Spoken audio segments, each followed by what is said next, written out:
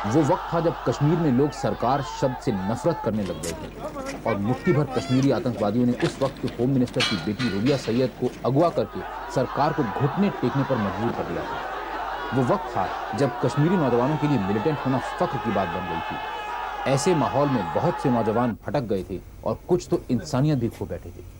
उनमें से एक था बिट्टा कराटे, जो भारत को तोड़ने के इरादे से ही पाकिस्तान ऑक्युपाइड कश्मीर गया था। वो आखिर टेररिस्ट क्यों बना?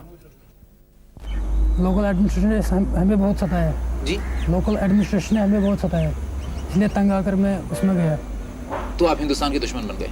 जी यानी लोकल एडमिनिस्ट्रेशन ने आपको आपकी देखभाल ठीक तरह नहीं की, तो आप हिंदुस्तान के दुश्मन बन गए और आपने मासूम लोगों की जानें लेनी शुरू कर दी। मासूम लोगों की कहाँ जाने शुरू कर ली, मैं कहाँ उनकी जाने ले ली हमने। मुझे ऊपर से हुक्म मिलता था। कौन देता था हुक्म? इशफाक मजीदवानी। कश्मीर लिबरेशन फ्रंट का area commander Ishfaq Majid Wani Bitta karate को 32 दिन की ट्रेनिंग के लिए सरहद के पार ले गया। पाकिस्तानियों ने इनमें से किसी पर भी विश्वास नहीं किया। जब भी उन्होंने जगह बदली, उन्होंने इनकी आंखों पर पट्टी बांध दी। तो जो लोग आप पर इतना यकीन भी नहीं करते कि जहां ट्रेनिंग दे रहे हैं वहां आपको आंख पर पट्टी बांध के ले जा रहे हैं, हाँ, हर एक को ले जा रहे हैं, हर एक को ले जा रहे हैं। हाँ, उन लोगों के लिए आप जान तक अपनी जान की बाजी लगाने को तैयार थे?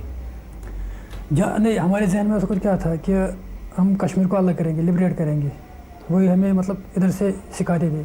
जब भी आप किसी का मर्डर करते थे तो क्या हमेशा इशफाक मजीदवानी का ऑर्डर होता था तब करते थे या अपनी मर्जी से भी कर सकते थे? नहीं, अपनी मर्जी से मैं किसी को नहीं मारता था। ऊपर से ऑर्डर मिलता था, लीडर ऑर्डर देते थे कि अच्छा, ऑर्डर दे किसी को मार दो, आप मार देते थे? हाँ जी, चाहे वो कोई भी हो? कोई भी हो। अगर वो कहता कि अपने सगे भाई को जान से मार डालो? जी, मैं तो मार देता।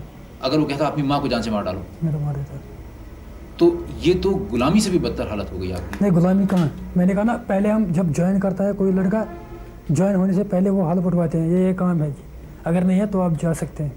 कश्मीर लिबरेशन फ्रंट के लिए काम करते करते बिट्टा कराटे के दिमाग में देशद्रोह की भावना इतनी ज्यादा भर गई थी कि निर्दोष लोगों को जान से मारने में उसे जरा भी झिझक नहीं थी।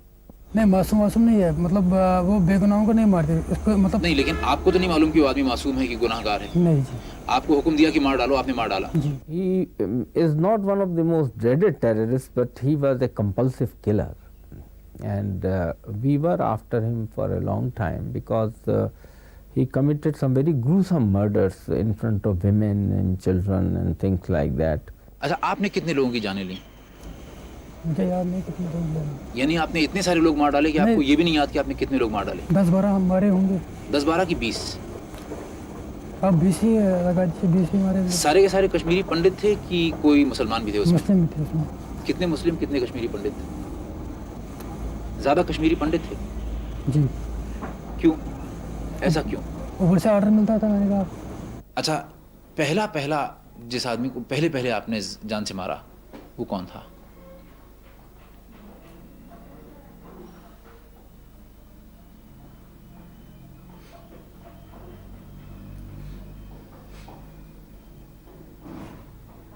पहला कत्ल कब किया आपने? पहला कत्ल कब किया आपने? वही मैं सोच रहा हूँ। पहला मर्डर मैंने सतीश को मारा।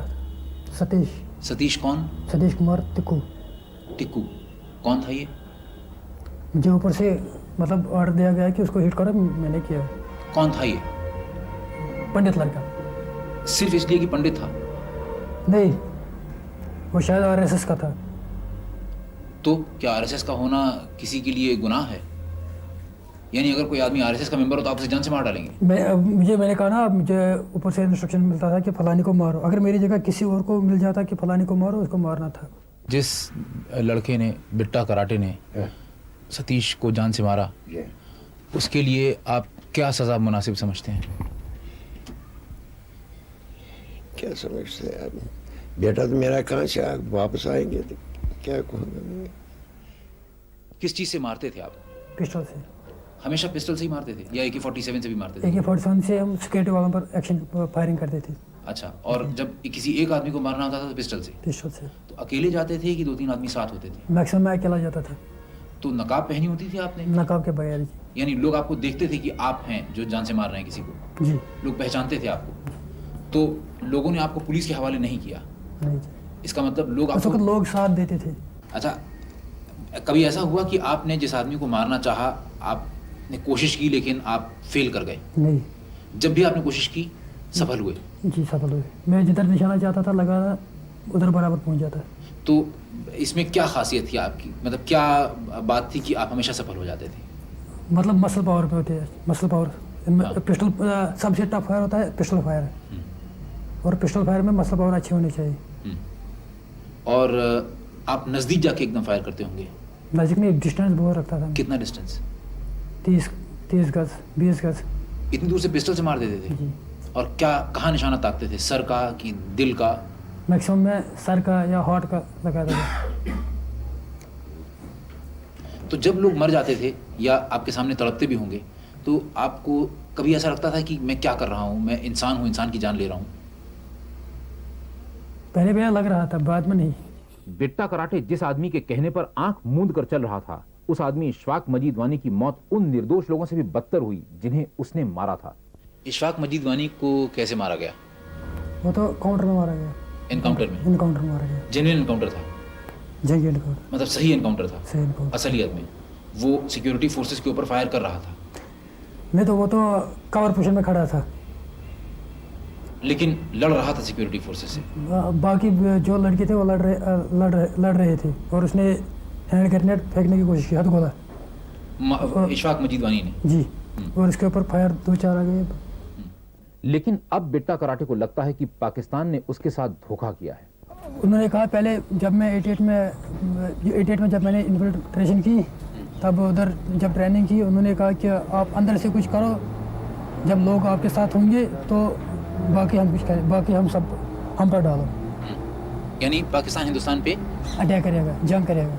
तो फिर ऐसा तो हुआ नहीं? ऐसा तो नहीं हुआ। तो आपको कैसा महसूस हुआ? अब तो दुख हो रहा है बहुत, मतलब आपको ऐसा लगा कि आपके साथ धोखा हुआ? बहुत धोखा हुआ है। आपको लगता है कि जो रास्ता आप अख्तियार कर रहे हैं, मिलिटेंट्स अख्तियार कर रहे हैं, गोली चलाने का, बम ब्लास्ट करने का, मासूम लोगों की जानें लेने का, इससे जो आपका मकसद है कि हिंदुस्तान को तोड़ दें, कश्मीर को अलग कर दें हिंदुस्तान से, ये पूरा हो पाएगा? मेरे ख्याल में मुश्किल है कि नामुमकिन है? मुश्किल है, मुश्किल भी है और नामुमकिन भी है। तो फिर क्यों आप लोग ये रास्ता अख्तियार कर रहे हैं अगर आपका मकसद पूरा नहीं होने जा रहा है? अब मैं मेरे भाइयों को ये चाहिए कि वो गवर्नमेंट से बातचीत करें, जो मिलिटेंट है उनको ये चाहिए कि अब गवर्नमेंट से बातचीत करें, क्योंकि उधर डकैती हो रही है, रैप्स हो रहे हैं। क्या हो जाए? रैप्स हो रहे हैं उधर। रेप्स हो रहे हैं? जी। किसके? वो तो लड़कियों के रेप्स हो रहे थे। कौन कर रहा है?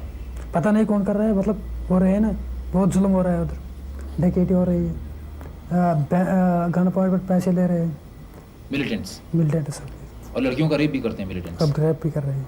और लोगों के ऊपर ये भी दबाव डाल रहे हैं कि अपनी लड़की की शादी फलां से कर दो, अपनी लड़की की शादी फलां से कर दो।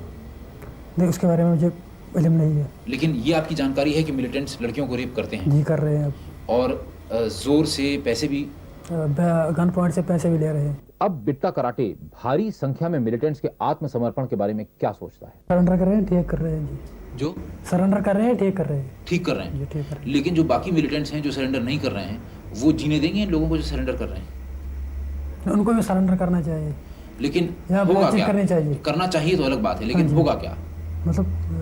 मतलब क्या वो सरेंडर कर देंगे सारे के सारे मिलिटेंट्स जो इस समय 3000 या उससे ज़्यादा मिलिटेंट्स हैं वैली में? नहीं जी, तो असलियत में होगा क्या? मैंने कहा तबाही होगी, क्या सज़ा होगी आपकी? जो देंगे वो भी मंजूर है। क्या लगता है आपको, क्या सज़ा होगी आपकी? हो सकता है उम्र कैद हो जाए, हो सकता है फांसी भी हो सकती है। ज़्यादा क्या संभावना है, पॉसिबिलिटी क्या है? मेरे दिमाग से फांसी हो सकती है। आपको कबूल है फांसी? जी कबूल है।